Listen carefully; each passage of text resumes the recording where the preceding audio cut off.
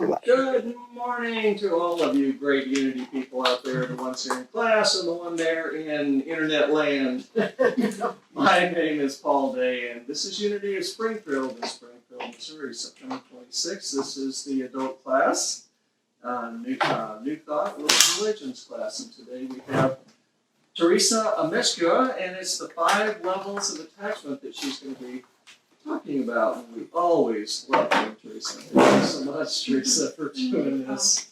So, and a big welcome to everyone here. So, let's go ahead and get started, and we'll just go ahead and close our eyes and take a moment to center ourselves, to go inside, because that's where the jewel is. It's always inside. It's an inside game. And we want to be connected with that source that is inside of us all. That's where the power lies. That's where our goodness lies. That's where our faith is. That's where love is. And we just want to embrace that love. Because that's who we truly are. You are love. Know that is the greatest truth. This moment, today, and all days.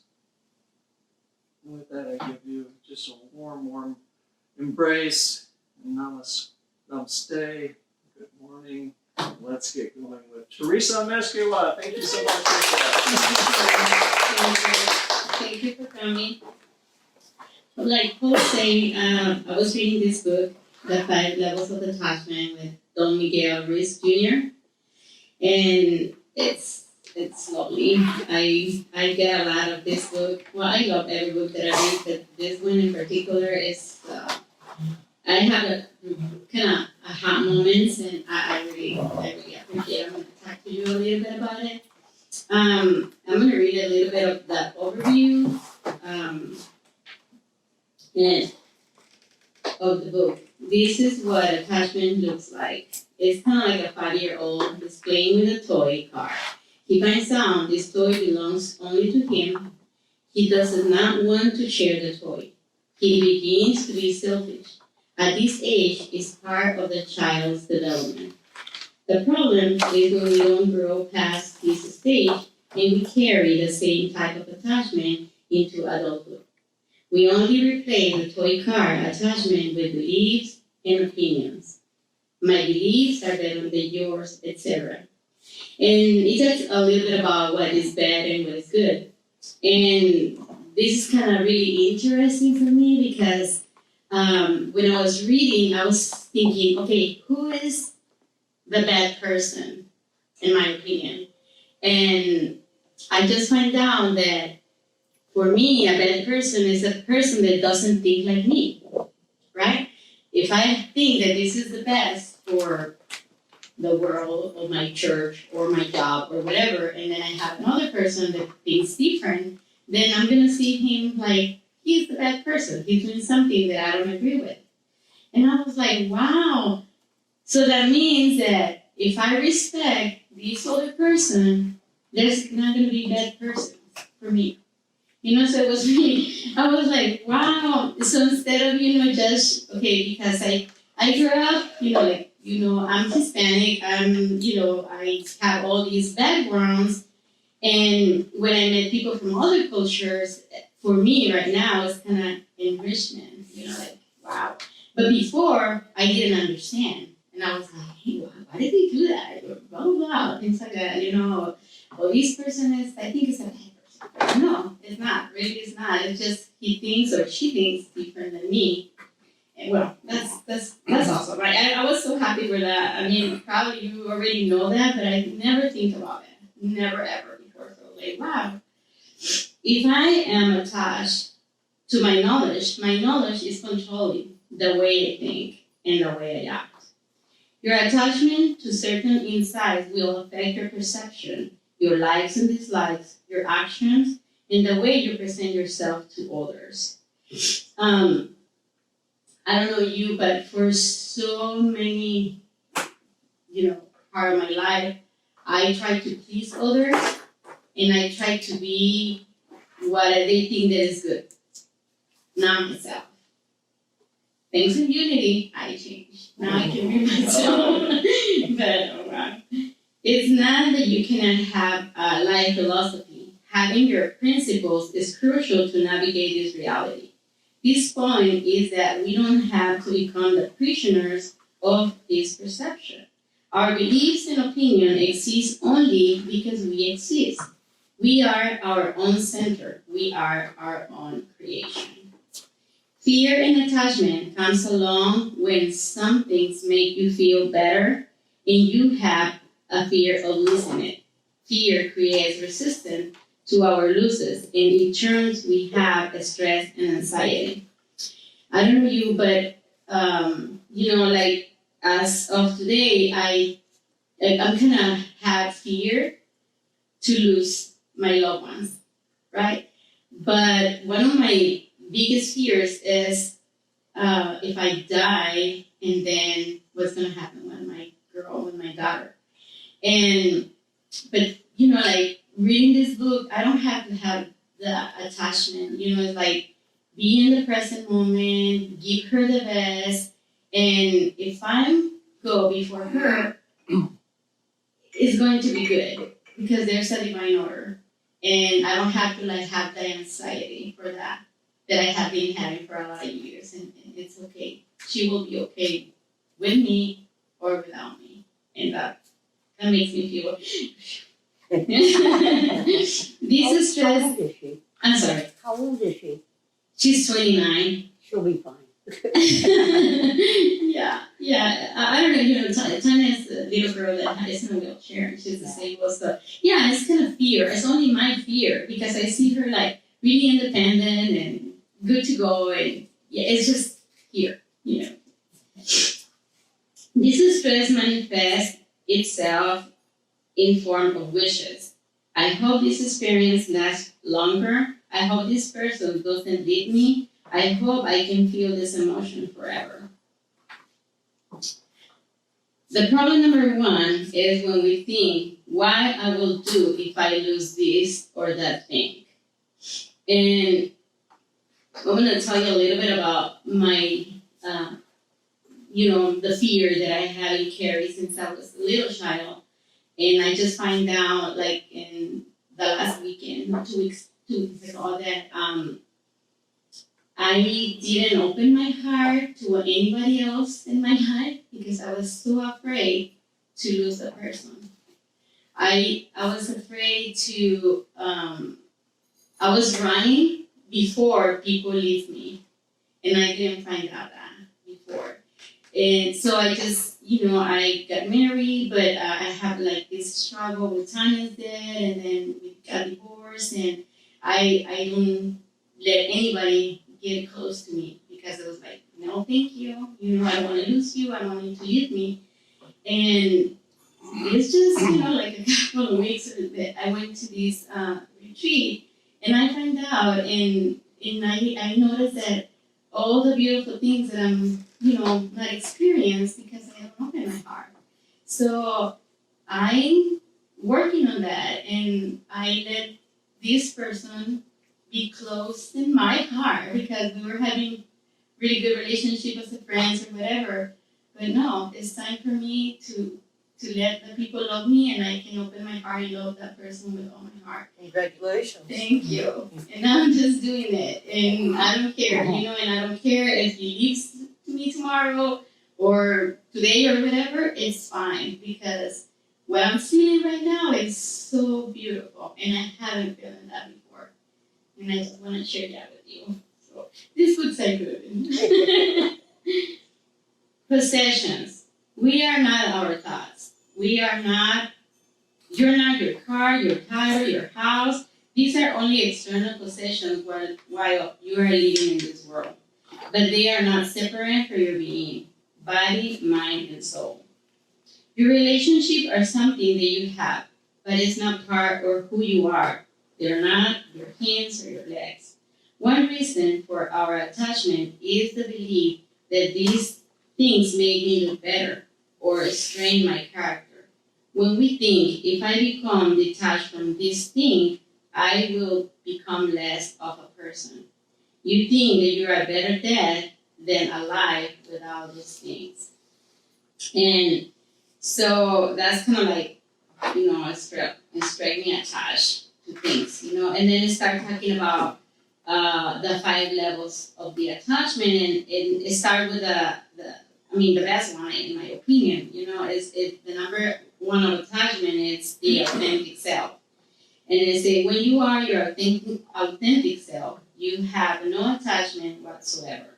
You are not claiming anything. You're welcome any event, and let it pass through you like nothing. Whatever happens, you are not affected by it. You are ready to experience any situation, whether it's pleasant or unpleasant. At this level, there's no attachment. You perceive your possession as being separate from your being. You realize feelings are merely energy running through your body and are not permanent. You welcome any emotion with open arms, you feel it, you let it go, and you allow it to take place. The authentic self is a way of being similar to meditating and contemplating your thoughts as they are passing by and not holding on them. You can also think about this as a newborn baby, retaining no ideologies, beliefs, or preference. I think that this is kind of like what Unity teaches, in my opinion. Every Sunday that we come here is like that, helping being our authentic self. I'm sorry. Yes. Oh, no, it's all right. I just had a comment to what you were saying. Yeah. And with what you were talking about, babies don't have a self-image yet. They don't have attachment. I've never met a cynical baby, we have to learn the qualities and how we judge and how we interpret life. And some of those are faults, and some of them may be easy ways to define circumstances. But I do like the idea of going back to the beginner's mind, which I think is a lot of what you're saying there. Is that when we're born, we don't have any baggage, but we sort of build it up over time. And going back to the frame of the state of mind where we let go of our perceived self, and we recognize that we are just the self. Yes, thank you. That's it. And then the level number 2 is preference. At this level, you still consider yourself as detached from your inclinations. You can easily attach and detach yourself, and you are aware of this process happening. You are in total control of your beliefs and opinions, and not the other way around. Although you have shared convictions, you value other people's opinions and ideas. Your peers are not only people who have the same ideology as yours. Having friends that do not all similar interests, colors, and life, and this increase your experience of the world of various angles. In this level, I started taking classes in the School of Metaphysics, and one of my classmates, it was kind of like the opposite of our thinking, He had a different religion, different political, and sometimes he said things that I was like, what? How can you say that, But I start, okay, calm down, and you just listen to him. And, over the time, I learned to respect his opinion. And I love him. And, and when we are in class, of course, we're talking about our lives and experience, and then you can find out why he thinks like that, why he has that background.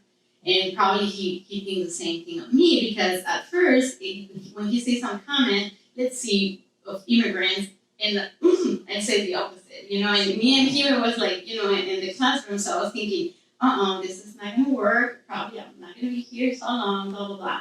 But both of us will stay, and right now it's like this beautiful respect for each other, and I love him so much. I mean, I really like him, but it's just that we are different. We have different backgrounds, but still we can respect each other. So I really like that about that. When we were living in the level 1 or 2, this is a good place to be. When we are in the next 3 levels, we need to work on it. And then the level 3 is identity. A person in level 3 can no longer recognize the process of him attaching himself to something because this happens subconsciously. Most of the time, he isn't aware of his past patterns. For a brief moment, think of this attachment as a mask. At this level, you can wear the mask, but delude yourself that the mask is you. This mask can be anything, like your skin color, nationality, or opinions and beliefs. Now you are sending these things as a valuable part of your identity. And when possession is when you say, this is my car, this is my house, this is my computer. You see this part of your being, who you are. You no longer see yourself as an independent human being. You are often encourage other people to refer to you as what you like to be called, like Joe, the football player, the Lamborghini guy, the boss, the guitar guy, the builder, etc. You are so attached to these as a part of your identity that if something happens to this or that thing, you are deeply affected. Another example could be if your washing machine breaks down and you spend weeks depressed, or you engage in arguments to defend your political party or points of view. If you are in favor of a particular sport team, you see the opposite team as an enemy. And I don't know if you have this experience, but I have been in, I went to see the Dodgers, I think, in Los Angeles once, and people were not so far from me, they start fighting because I was like, wow, at that time you didn't understand, but when I was reading, I was like, yeah, because they're so attached to the team that they defend them and they're beat each other, and I was like, wow. But now you can understand why. It talks about that people from communist countries talk really bad about capitalist countries and vice versa. Now you perceive your beliefs as preference as the ultimate way to living. And I was thinking it's not only in, it could be whatever, every single thing that I'm attached, and somebody thinks different, I can be really affected and get mad, frustrated, or fight, or whatever. So it's in that identification level. And level number 4 is internalization. At this stage of attachment, your attachment gets permanently established as a core aspect of your persona. Detaching yourself from this, it will be literally feel like ripping your soul away. This is just an example. It talks about example about political and religious, but I didn't want to put that, so I just put something else. But don't get offended. I'm not against or in favor of the vegan people, but I was thinking it was a good example. So is it, for example, a vegan person, he can beat himself harshly if one day he eats meat. If you see a steak and you feel a desire to taste it, you start thinking that you are a bad person because of have that desire. Your attachments are now turning into anchors for judging yourself. Moreover, you choose your friends based on whether or not they are vegan. You only feel good meeting people who are vegan as well. All in your delusion that your way of living is the only truth. Since you are living the truth, others have to follow.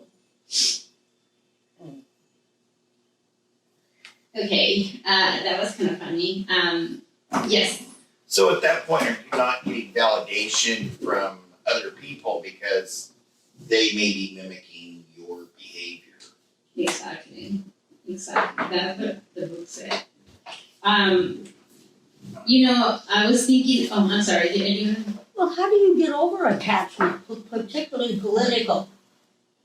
Say you have an attachment, which is a judgment, of course.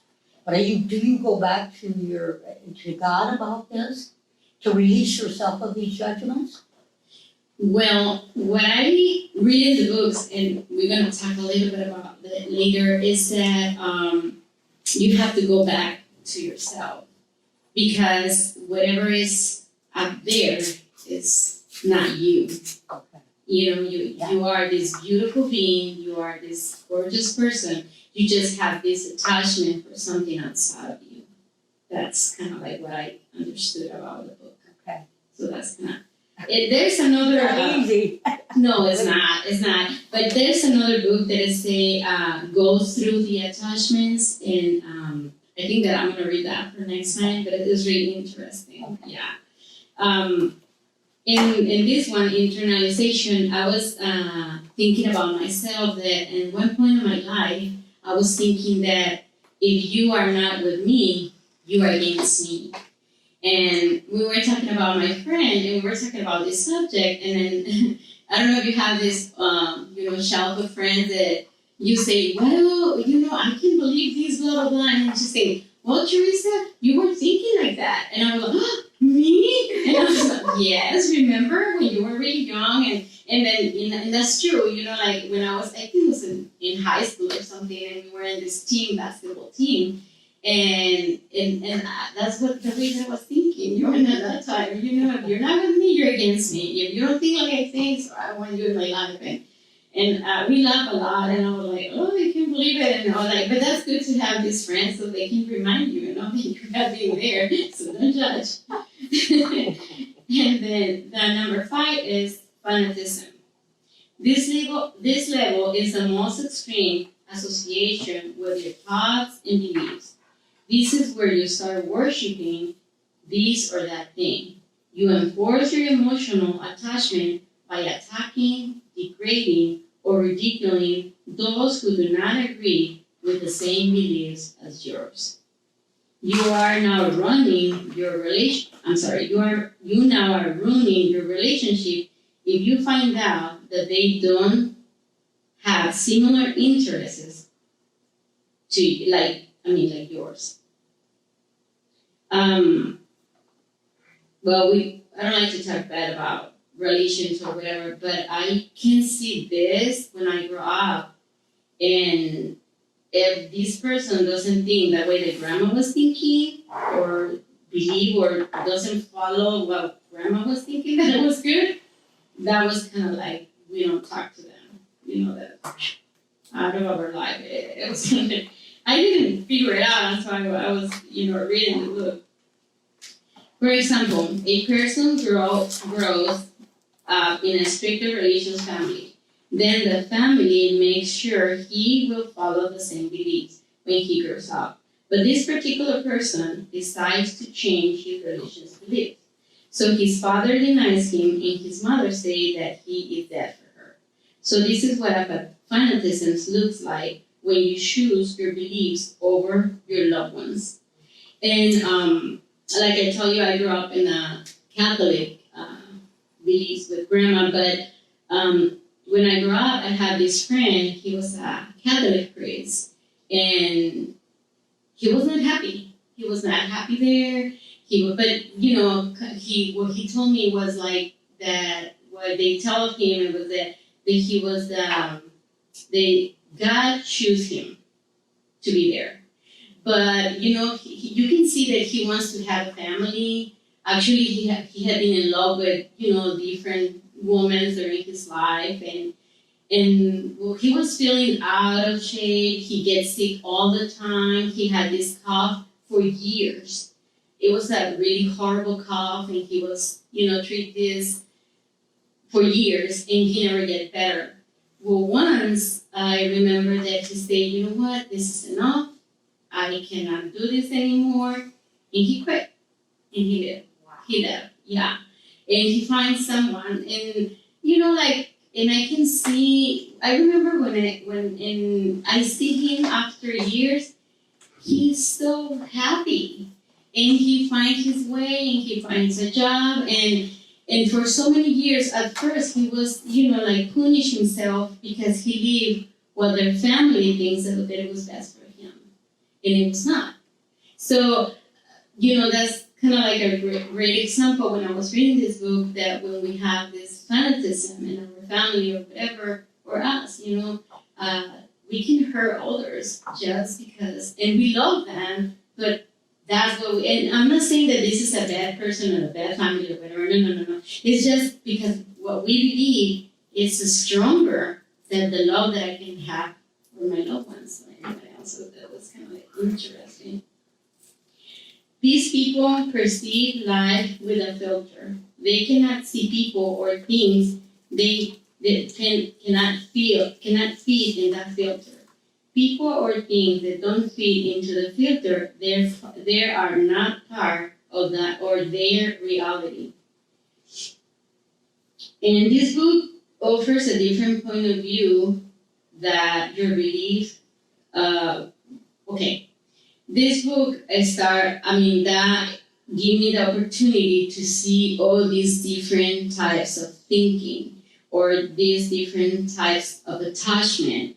And like I told you before, that helped me a lot to try to, be more understandable with other people instead of judging them. It say that at this level of attachment, your authentic self is not participant anymore. Your beliefs and preferences are now controlling you. There is no you anymore in this equation. You are not able to act or think as your real you. And, what is really important about this book is they say it is important to notice that each of us move up and down the levels of attachment during the trajectory of our life. And so we all have or experience a different level of attachment at one time or another. Because when I was reading, I was like, oh my gosh, I'm in this level, oh my, I'm horrible, or blah, blah, blah. But then when I was reading, I was like, I have been here, and, and I'm working so hard to be in my authentic self, so that's good. That's like I realized that I'm really grateful with Unity because that's, like I told you before, I think that's what Sue teaches every Sunday. The books or whatever, to try to be in that part that is my authentic self. And this book invites us to become consciousness of what we are thinking and detach ourselves from dogma at all times. Using your beliefs as a vehicle to navigate reality, not as a filter to destroy our reality. There is no right or wrong way of living. Some ways will be better than others, but everyone's experiences are unique. What we can be good for me might be not good for you, or what we might be for you is not good for me, and it's okay, and all is well. And it gives a kind of like weird example that shocked me, but it said, just imagine this. If we live in a place where every single person that you meet is exactly like you, can you imagine how boring and terrified this will be, seeing your face over and over again in every single person that you see? That would be horrible, isn't it? So, and then that's why diversity is so awesome and necessary. Next time, when you go out of nature, give yourself the gift to contemplate the variety of different shapes and colors. you will get a sense of what a beauty is in our differences. We enjoy each other's company because we are different. When we have finally start honor our differences, that's when we are going to start living peacefully. And when it talks about, the nature, and for me, it's kind of like really beautiful, and I was thinking of the different birds, the rivers, the mountains, everything is different. So that means that's the beauty, that's what makes us be who we are, because we met all different people, all different experience, all different. So I was just like really grateful with this book. I really, really enjoyed.